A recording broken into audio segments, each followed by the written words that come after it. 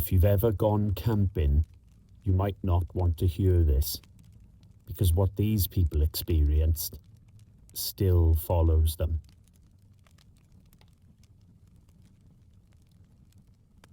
Last September, I went camping in the mountains with my cousin.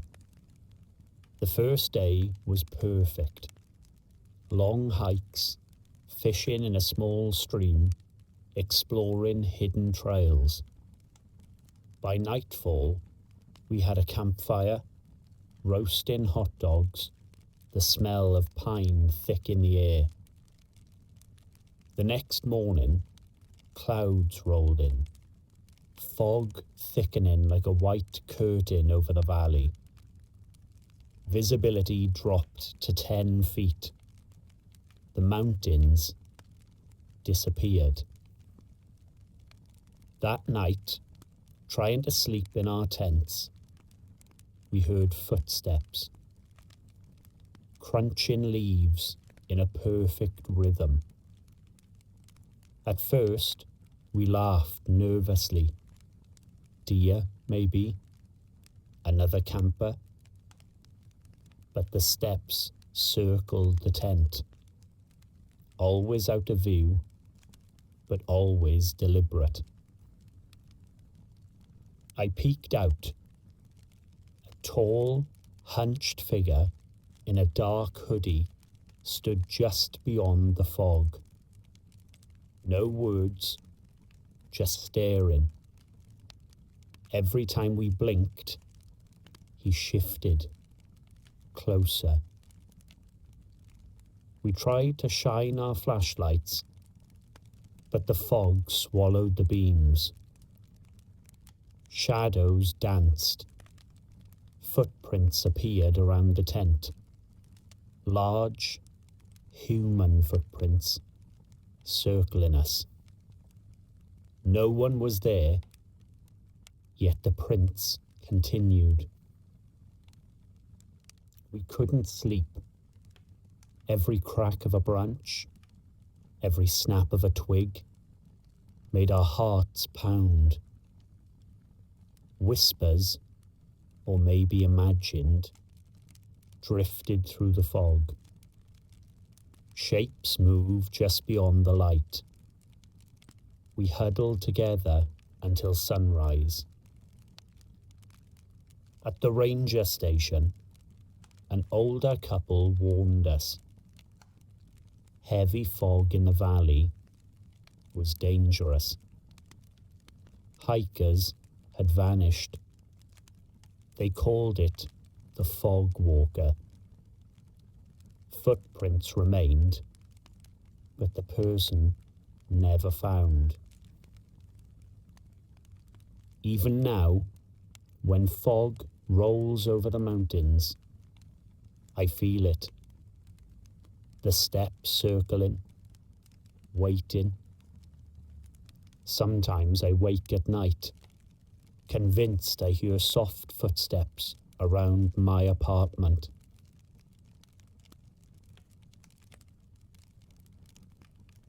It was the second weekend of August when my friend group decided to escape the city. We found a remote clearing in the forest, next to a quiet river, far from any marked trail. The forest felt alive, like it could swallow the world whole.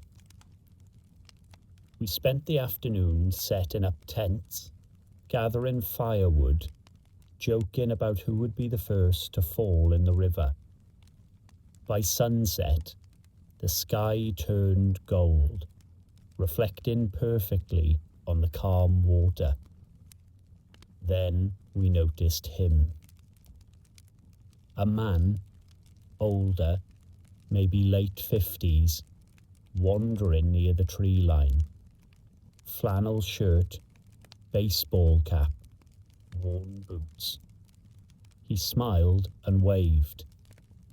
"Hey, you guys camping here too?"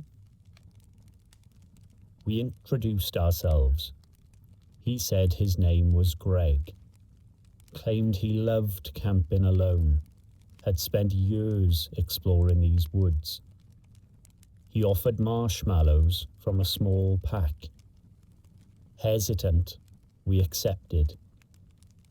He stayed nearby, telling stories about trails and how some parts of the forest never changed. Friendly and harmless. As darkness fell, the forest became a shadow world. The distant river, insects, even the wind. Everything seemed louder, sharper. Then it started. Small, almost imperceptible movements at the edge of our sight. Greg had moved. Not walking, vanishing and appearing somewhere else. Always just out of direct line of sight. By 11 p.m, unease turned into fear. I went to check the fire while the others stayed in the tent. And then I felt it. Breath on my neck. I spun. Greg was there, smiling. Hollow, too wide, too forced. Cold night, isn't it? We froze. The fire flickered. Shadows danced. We stepped closer.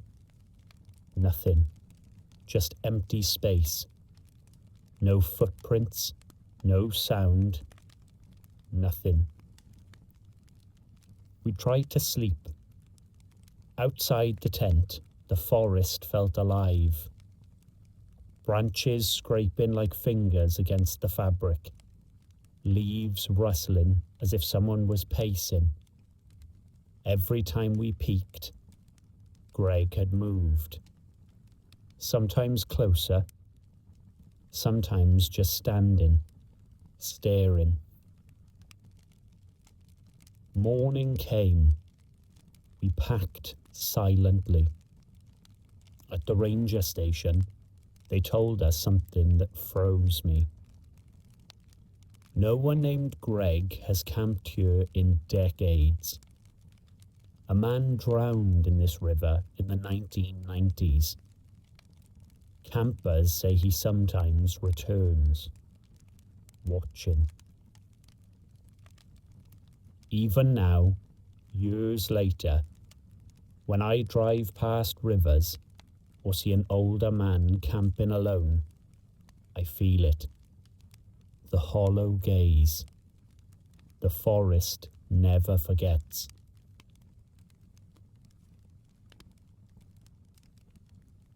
A few years ago, my brother and I went on a weekend camping trip in a remote forest.